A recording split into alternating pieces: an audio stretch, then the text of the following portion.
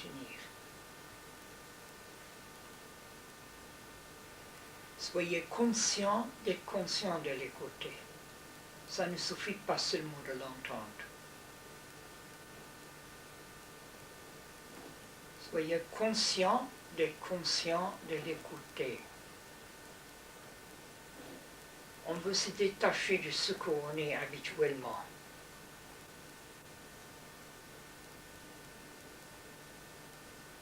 On a besoin d'appui, on a besoin de support. Maintenant, ajoutez la sensation corporelle. Pourquoi la sensation corporelle? Elle est tellement importante parce qu'elle vous ramasse vers vous-même. Elle fait un mouvement vers vous-même. Généralement, il y a éloignement de soi-même.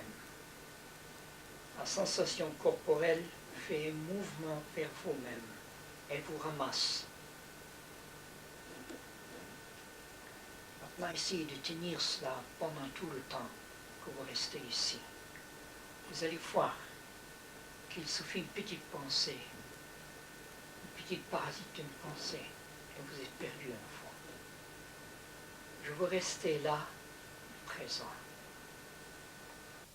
Pendant que je lis, vous tenez avec tout ce que vous pouvez, la sensation corporelle et le nada.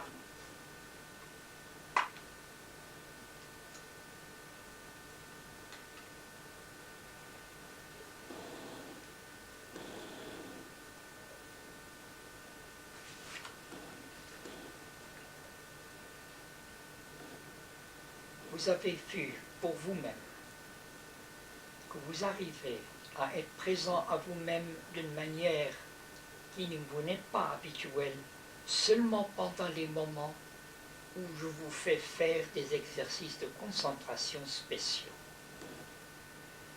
Et dès que vous arrêtez de faire ces exercices de concentration, vous perdez cet état de présence inhabituel. Votre état d'être coutumière reprend le dessus. Pourquoi? Parce que vous avez hâte de vous retrouver tel que vous vous connaissez d'ordinaire. C'est un terrain qui vous est familier, c'est-à-dire un terrain sûr. En quoi? C'est un terrain sûr.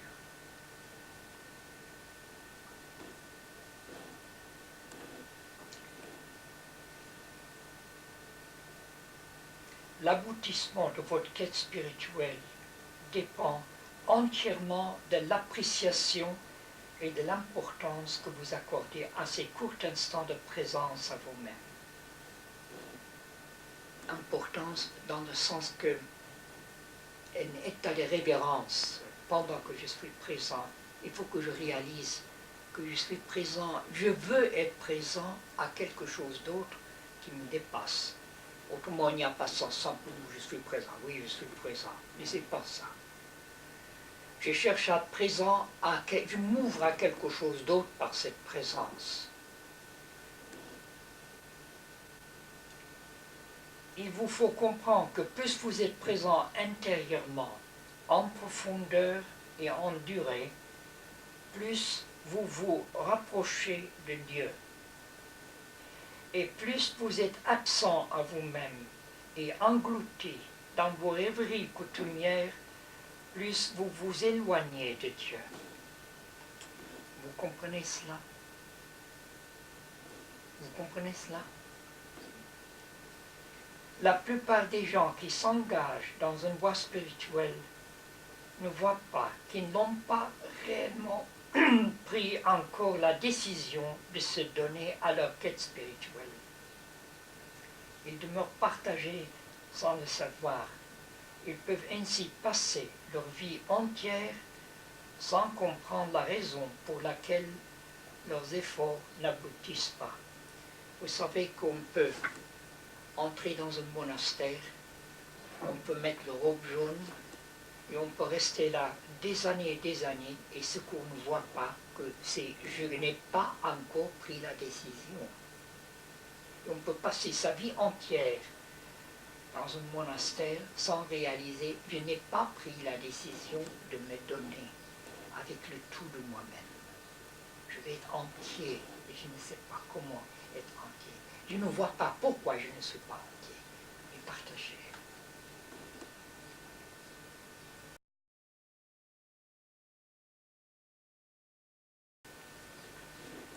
Je désire rester présent intérieurement durant ma méditation ou dans ma vie active. J'ai besoin pour le moment de support, tel le nada, la sensation de mon corps ou de ma respiration, pour m'aider dans mes tentatives de demeurer présent. Pendant un court moment, je me sens plus ou moins conscient de moi-même d'une manière qui n'est même pas habituelle. Puis, quelque chose de mystérieux se produit qui dépasse ma compréhension. Et avant que je ne réalise ce qui m'est arrivé, je ne suis plus là. Je suis à nouveau perdu en moi-même, englouti dans mes rêveries coutumières. Bien que je croie être sincère dans mon désir de rester présent et disponible intérieurement à quelque chose de plus haut en moi, ce que je ne vois pourtant pas, c'est qu'avant que mon attention ne commence à vaciller, mon intérêt, je répète, mon intérêt a subrepticement changé de direction. C'est le changement de direction de mon intérêt qui cause ma chute.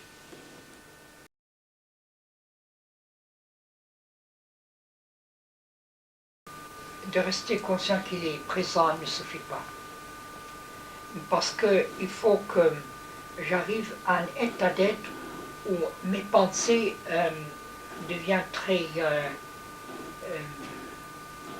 arrière-plan, de plus en plus arrière-plan, jusqu'où je commence à découvrir un trou qu'il y a en chaque pensée. Et ça demande une concentration particulière. Si on a reconnu un moment où il y a une vide là, alors essayez de continuer de vous accrocher sur le nada, mais accrochez-vous en même temps sur le vide. Accrocher n'est pas le mot, mais restez, tenez ce vide ou restez-vous dans ce vide. Mais en appuyant tout le temps sur le nada, jusqu'au moment où vous arrivez vraiment à rester avec ce vide sans le perdre plus. Mais vous allez voir que vous ne pouvez pas le garder longtemps. Il n'y a pas assez de pratique pour pouvoir le garder longtemps.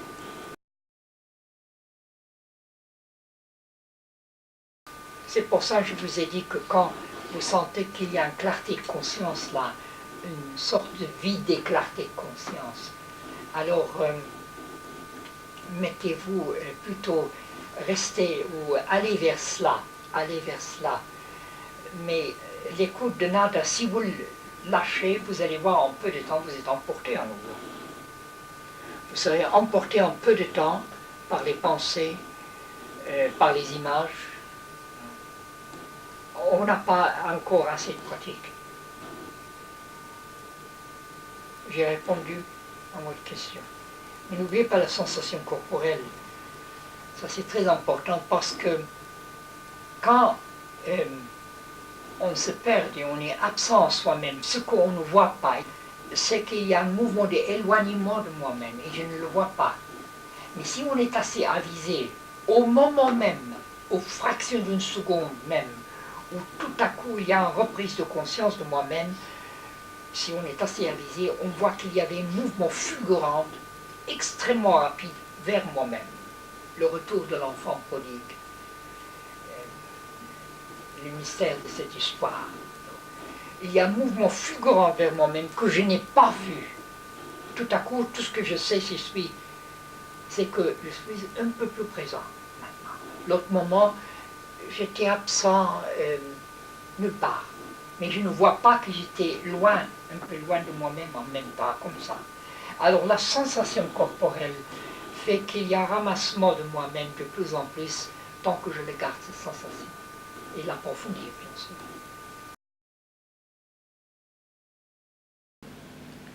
Alors, dans un moment, on va commencer de méditer. Ça vient toujours à ça. tenir le sentiment de moi-même dans un maintenant continuel. Les pensées viennent, je regarde, je laisse passer, je reviens, le nada, sensation corporelle globale, le nada, sensation corporelle globale, maintenant, ici, moi, avec le tout de moi-même, mais sans grincement dedans et me forcer avec violence. Pourquoi? Parce que je veux le faire et pas je veux me violenter de rester concentré. Je veux le faire avec tout mon être. Je vais renouveler de temps en temps, si je le perds, tout mon être. Je vais être là dans le durée. Je vais être là dans le durée. Jusqu'où je commence à sentir par des flashs quelque chose qui n'est pas de ce monde. Si vous arrivez vraiment de toucher ce que je dis maintenant, alors laissez le nada un peu à l'arrière-plan, gardez les sensations corporelles, mais un peu à l'arrière-plan, et plutôt donnez-vous à ce qui vous avez goûté pour. Et si vous le perdez, alors recommencez le nada, recommencez la sensation corporelle globale.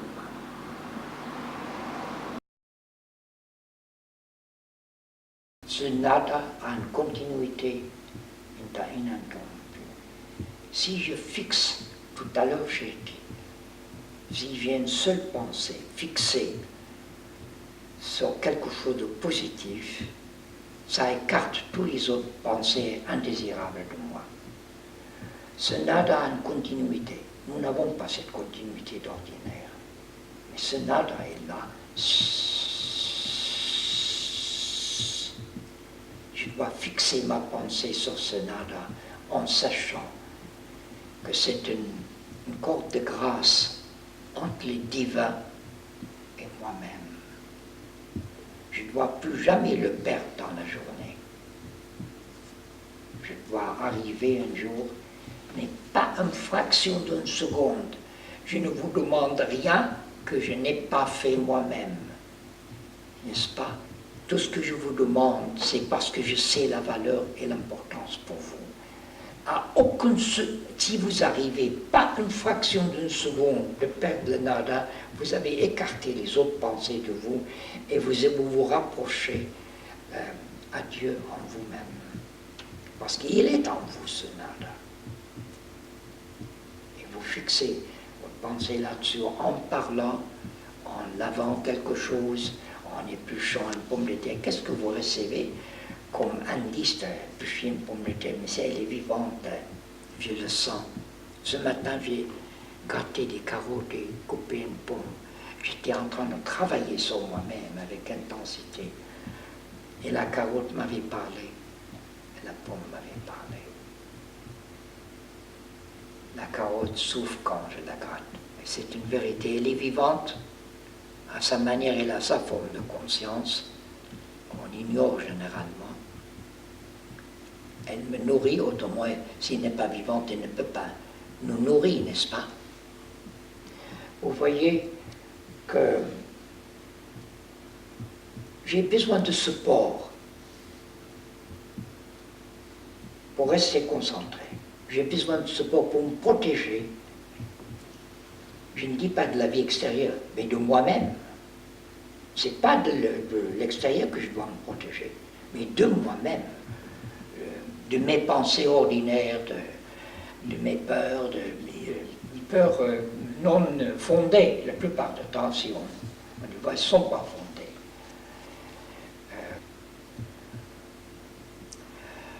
J'ai besoin de support, et ce nada est un étonnant support. À la fois pour ma méditation, pour que je ne me perde pas, et à la fois dans la vie active, pour que je ne fasse pas quelque chose, dis quelque chose, ou imagine quelque chose qui sera à mon détriment après. Pourquoi je vais écouter le nada? Comme support pour être présent à moi-même d'une manière qui ne m'est pas habituelle. Toujours, Salim dit, d'une manière qui ne m'est pas habituelle. Si vraiment vous comprenez l'importance de ce nada, vous allez voir qu'il revient dans la journée de lui-même pour vous aider, pour vous rappeler et reprenez-vous. Mais il faut en apprendre de se reprendre au cours de ce qu'on est en train de faire. Je me souviens dans le passé, quand j'ai vu en Inde, et tout à coup le nada m'appelle, je me disais oui et 1000 fois oui à toi mon Dieu. J'ai fait l'effort de me reprendre. Je me disais oui et 1000 fois oui à toi mon Dieu. J'ai senti que c'est sa manière de m'appeler. Vous savez, je ne sais pas si vous connaissez que Dieu n'a pas de corde vocale. Au cas que vous ne connaissez pas ça, je le vous dis, c'est tellement important pour vous de connaître que Dieu n'a pas de corde vocale. Alors il utilise d'autres moyens. Il utilise des choses subtiles, une pensée qui me vient pour me rappeler que c'est pas bon, ne le faites pas ça. Ou ça peut être le nada, tout à coup là. Il faut tout de suite, je dis, oui et 1000 fois oui à toi mon Dieu. Et reprenez-vous avec le tout de vous-même. Redevenez présent, redevenez conscient de vous-même. Quel que soit vous êtes en train de faire, au cours de ce que vous êtes en train de faire, pour chacun de nous, il va se demander où est mon intérêt.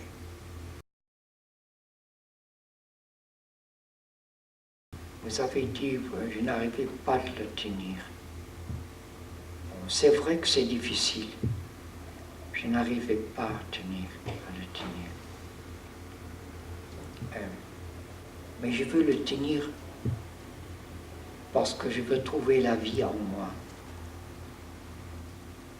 Je veux le tenir, je veux la tenir. Parce que c'est un lien entre le divin et moi-même, entre l'éternel et moi-même. L'éternel qui est en moi.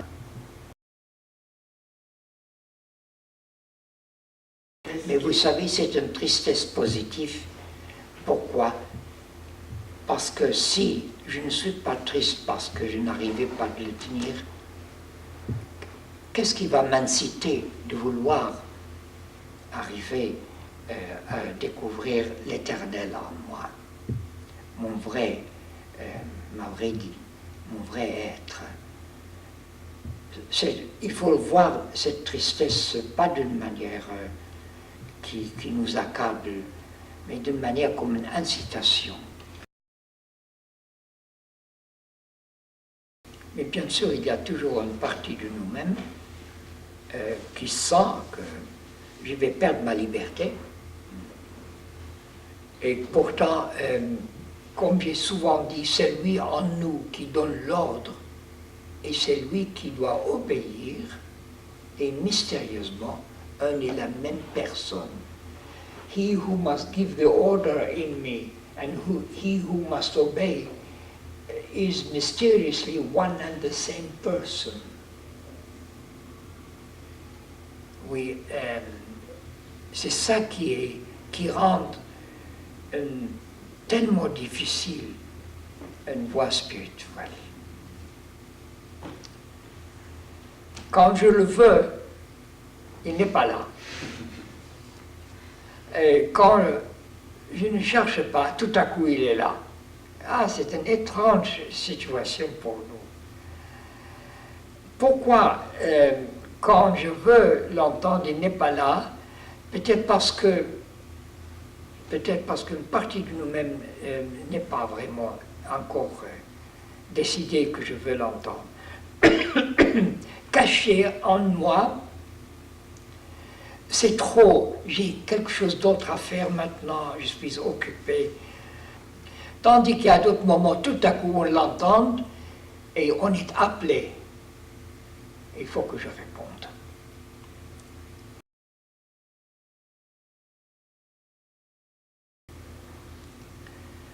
Oui, à quel point cette drame de vivre dans la surface de moi-même, on vit sans le réaliser.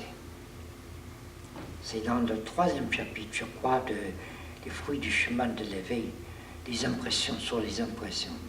j'ai parlé de ce problème qu'on vit, il vit depuis la surface de lui-même et il ne sait pas descendre dans la profondeur de lui-même. C'est quand on fait cette descente qu'on n'est plus capable de se donner un ordre. Mais depuis la surface, il y a toujours une hésitation, je ne peux pas occuper, voilà, d'autres désirs. Mais cette descente dans la profondeur de moi-même me donne la possibilité d'avoir plus de contrôle sur ma manière d'agir, sur mon mental, sur le refus qu'on rencontre en soi-même. Do you know the exercise that was given? Yes, yes. Would you like to speak, please?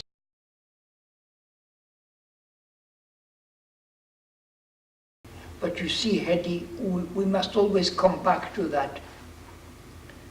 We must understand that exigencies of the outer life are very strong.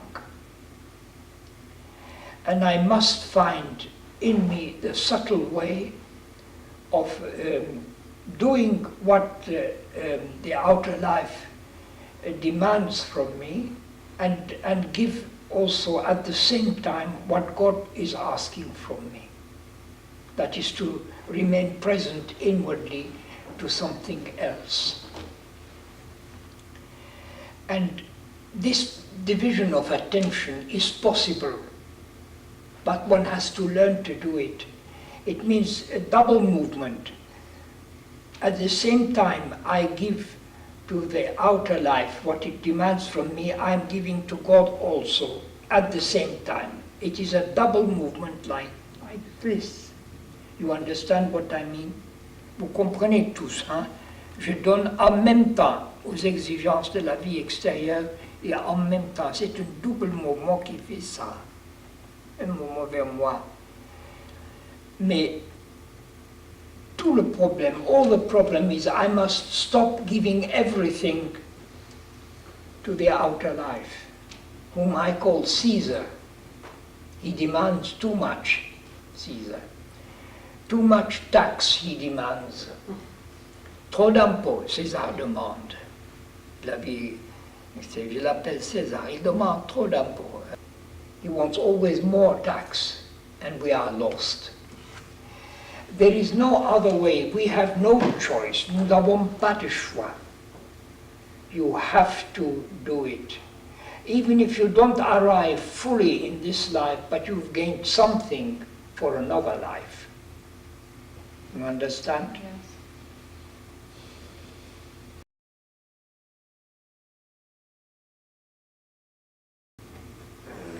Il faut que j'arrive à faire les deux. Il faut que j'arrive. Et je parle d'expérience personnelle là. Il n'y a pas question de choix un contre l'autre ou l'autre contre l'un. Autrement, je reste dans la dualité. Il faut que j'arrive à comprendre que je fais ce que je dois faire extérieurement. Mais le nada, c'est pour me protéger de ne pas me perdre dans ce que je fais extérieurement. Et il faut arriver de l'écouter en même temps. De ne pas me perdre dans ce que je fais extérieurement.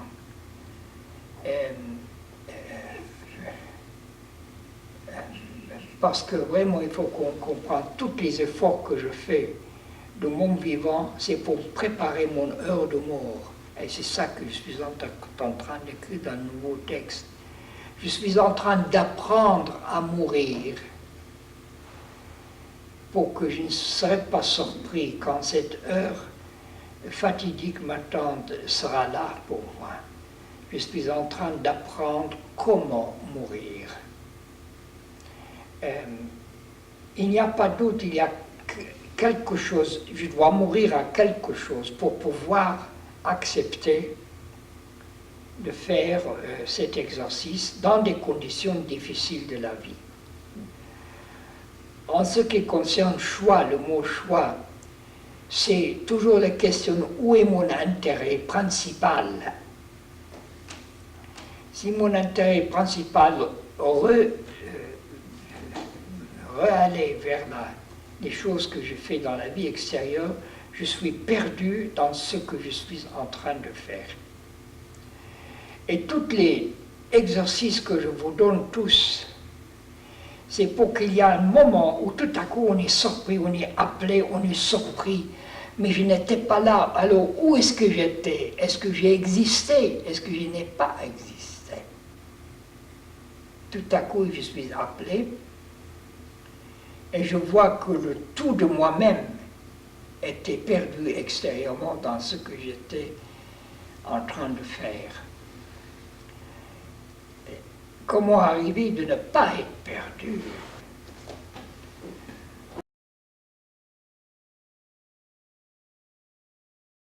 Écouter le nada toute la journée, une fois par semaine pour commencer. Là aussi, écoutez, je parle d'expérience personnelle, qu'est-ce que ça peut apporter? Si vraiment il arrive, même partiellement de l'écouter, une grande partie de la journée, il va commencer à sentir dans un étrange, inexplicable état de sécurité intérieure qui n'a aucun rapport avec le monde tangible. Une mystérieuse sécurité intérieure qui fait que on commence à pressentir, mais cette sécurité, c'est que je commence à sentir que la mort est une illusion. Mais il faut vraiment connaître que c'est une illusion et pas me croire. Vous comprenez tout ça? Il va commencer à sentir une étrange sécurité intérieure qui fait que maladie ceci, corps cela, perte ceci, cette sécurité, mystérieuse sécurité intérieure reste avec lui tout le temps. Bon, alors, les pièges. Il peut arriver à écouter pendant 5 minutes, 10 minutes même, et puis tout à coup, peut-être un quart d'heure après, il réalise, il a lâché. Il faut qu'il revienne en arrière et voit jusqu'au où il était, jusqu'au quand plutôt, il était en train d'écouter avant qu'il a perdu le nada, jusqu'au quand. Alors il va voir pourquoi. Est-ce que parce que quelqu'un m'avait parlé, le téléphone a sonné, ou une pensée qui m'est venue, et puis on recommence. Pas de condamnation. Surtout, je dis avec force, pas de condamnation à soi-même. C'est la chose la plus difficile qu'il soit. Il faut dès le départ on réalise. Pas de découragement, pas de condamnation, pas d'irritation. Non, on recommence tout de suite avec une détermination encore plus farouche et stable.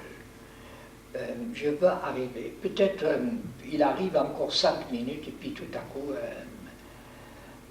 il va commencer même revient en arrière s'il l'a perdu. Qu'est-ce qui se passait jusqu'au quand est-ce que j'étais en train de l'écouter avant je l'ai perdu. Alors il va découvrir peut-être une autre sorte de piège, c'est je n'avais plus envie. Alors qu'est-ce que je veux? Il faut qu'il se demande. Ou ça peut être une autre chose.